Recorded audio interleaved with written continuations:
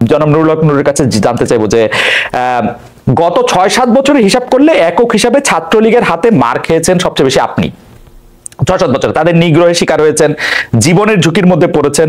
যারা আপনাকে বিভিন্ন সময় মেরে ফেলতে চেয়েছে সে ছাত্রলীগ এখন একটা নিষিদ্ধ সংগঠন, এবং এই নিষিদ্ধ সংগঠন বা একটা সন্ত্রাসী সংগঠন হিসাবে তাদের একটা নিষিদ্ধ করার ক্ষেত্রে একটা জনমত তৈরি হয়েছিল। এই নিষিদ্ধের দাবির পক্ষে আপনিও ছিলেন কিনা জনাব নুরুল হক নুর?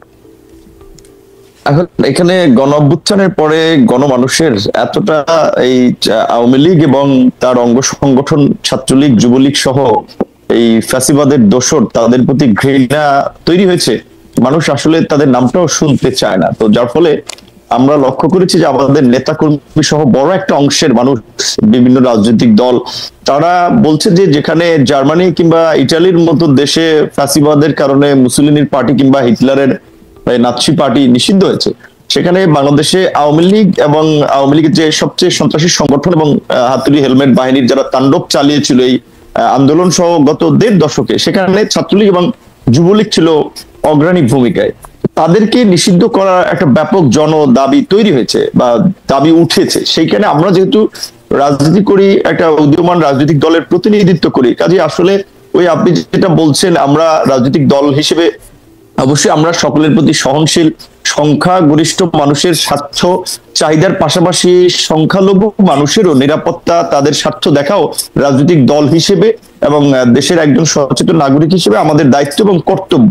এই রাজনৈতিক দল সহ বিভিন্ন মানুষের যে দাবিটা উঠেছে যে আওয়ামী লীগ এবং ছাত্রলীগ যুবলীগকে নিষিদ্ধ করা, আমরা যদি তার বাইরে আসলে অবস্থান নেই, সেক্ষেত্রে আমরা কিন্তু রাজনৈতিক দল হিসেবে জনমত হারাবো এবং বর্তমান সময়ের প্রাসঙ্গিকতা হারাবো। কাজে আমাদের কিন্তু এই জনগণের দাবির সাথে থাকতে হচ্ছে, এবং ছাত্রলীগকে তো ইতিমধ্যেই নিষিদ্ধ করেছে। তবে আমার ব্যক্তিগত মতামত হচ্ছে যে ওই শেখ হাসিনা বা আওয়ামী লীগ যে প্রক্রিয়ায় আপনার একটা প্রজ্ঞাপন জারি করে নিষিদ্ধ করেছে, আমি মনে করি সেই প্রক্রিয়ায় না গিয়ে বরঞ্চ তাদের বিরুদ্ধে বিভিন্ন ধরনের শুনানি, তাদের অপকর্ম, যে ছাত্রলীগকে কেন নিষিদ্ধ করা প্রয়োজন, গত ১৫ বছরে যে ছাত্রলীগের অপকর্ম সেগুলো তুলে ধরলে ছাত্রলীগকে ১০০ বছর এমনি নিষিদ্ধ করা যায়। কিংবা আওয়ামী লীগের যে অপকর্ম,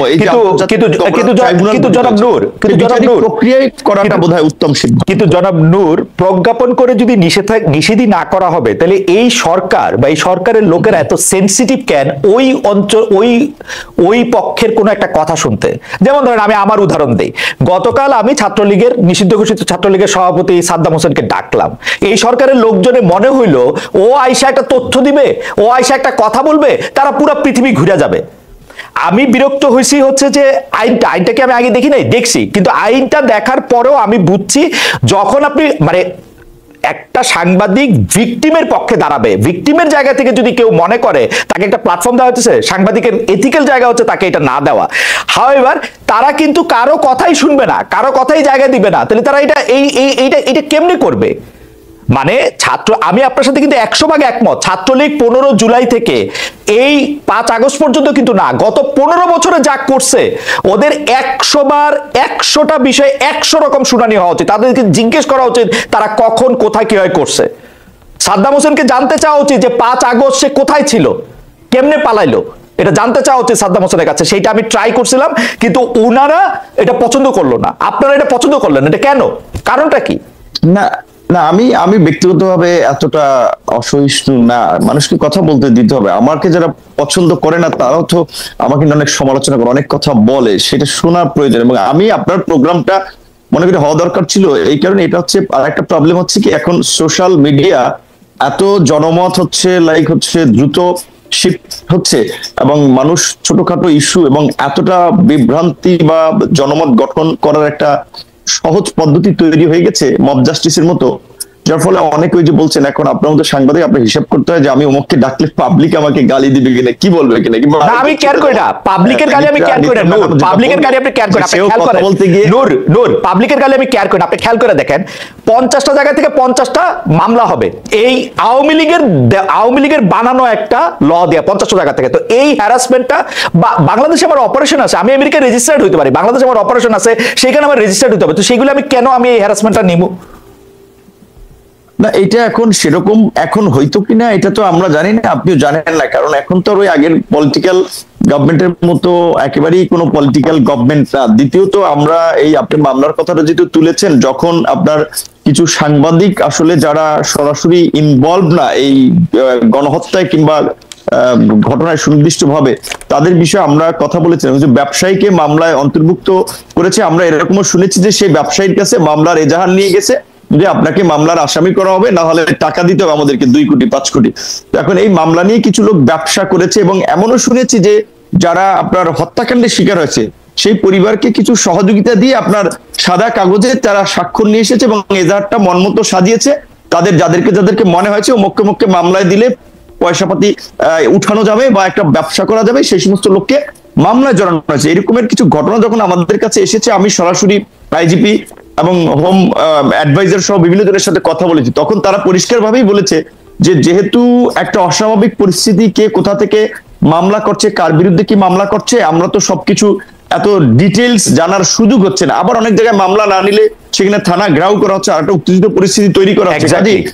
গ্রেপ্তার করলে যাচাই বাছাই করেই গ্রেপ্তার করা হবে। তো সেই ক্ষেত্রে এইটা আমি আপনার সাথে ওইখানে আপনার কথাটার আর কি উত্তর দিচ্ছি যে আগের মতো যে 64 জেলা আপনি কথা বললেই মামলা হবে, এইটা আমি ব্যক্তিগতভাবে মনে করি না। কারণ আপনার অনেক অপোজিশন লেভেলেও আপনার অ্যাকসেপ্টেন্সি আছে, ধরেন এর আগে যারা গভর্নমেন্ট ছিল তাদের লেভেলে আমার কথাই হইতেছে না, আমার কথাই হইতেছে না। আমি বলি এটা পার্সোনাল, সেটা তো আমরা দেখেছি।